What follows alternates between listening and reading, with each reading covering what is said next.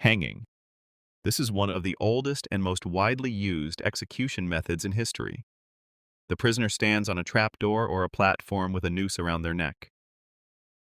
When the trapdoor opens, they fall and the rope snaps their neck, causing instant unconsciousness. However, if the drop is too short, death occurs slowly through strangulation. If the drop is too long, the head can be completely torn off. It was the standard method in Britain for centuries and was used in the American West. The last public hanging in the United States took place in 1936. Firing squad. The prisoner is tied to a post or seated in a chair, and a group of marksmen aims at their chest. Typically, one rifle is loaded with a blank round, allowing each shooter to believe they did not fire the killing shot. The aim is to hit the heart, causing rapid blood loss and death within seconds. This method is still legal in some parts of the United States. It is considered more dignified than many alternatives, though it requires multiple trained shooters. The execution of James Mitchell was one of the most recent uses of this method. Electrocution.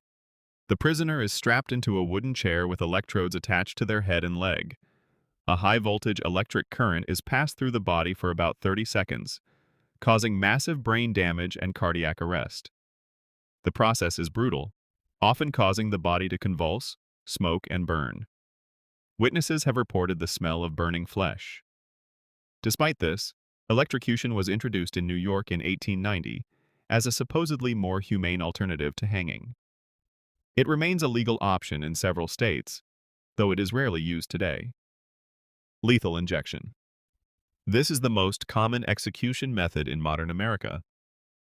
The prisoner is strapped to a gurney and 2 intravenous lines are inserted into their arms. A saline solution drips first, followed by a sedative to render them unconscious. Next comes a paralytic agent that stops all movement, and finally, a chemical that stops the heart. The entire process takes about 5 minutes. Critics argue that if the sedative fails, the prisoner can feel immense pain but cannot move or scream. The supply of execution drugs has become increasingly difficult to obtain in recent years. Gas chamber. The prisoner is seated in a sealed chamber, and a tray containing potassium cyanide crystals is placed beneath them. A technician opens a valve, releasing sulfuric acid into the tray. The chemical reaction releases hydrogen cyanide gas, which is highly toxic. The prisoner is instructed to breathe deeply, and unconsciousness occurs within seconds. However, gas exposure can cause severe convulsions and vomiting before death. It was the primary execution method in California and Arizona for decades.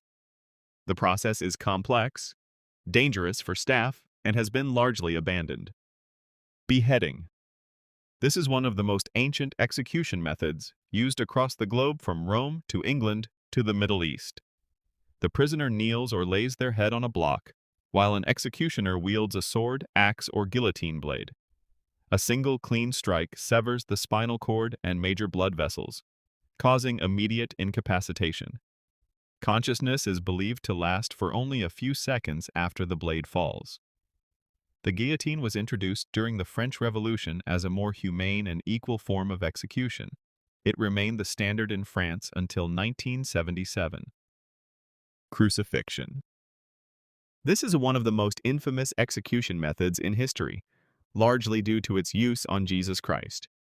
The prisoner was nailed or tied to a wooden cross and left to die from exhaustion, dehydration, and asphyxiation. The position of the arms forces the chest to expand, making breathing difficult. To exhale, the prisoner must push up with their legs, which is exhausting. Death could take days. It was widely used by the Roman Empire for slaves, revolutionaries, and criminals. It was considered a shameful and degrading way to die. Burning at the stake. The prisoner is tied to a wooden pyre and set on fire. The flames cause severe burns and eventually burn the body to ash. Death can occur from smoke inhalation, heat stroke, or the direct burning of the skin. This method was used throughout medieval Europe for those accused of heresy, witchcraft, or treason. The fire was often lit at the feet, allowing the flames to creep upward for maximum suffering. Sometimes the victim was strangled before the fire was lit. It was a public event, often drawing large crowds to witness the spectacle. If you want to discuss this video or suggest an idea for one, let me know in the comments.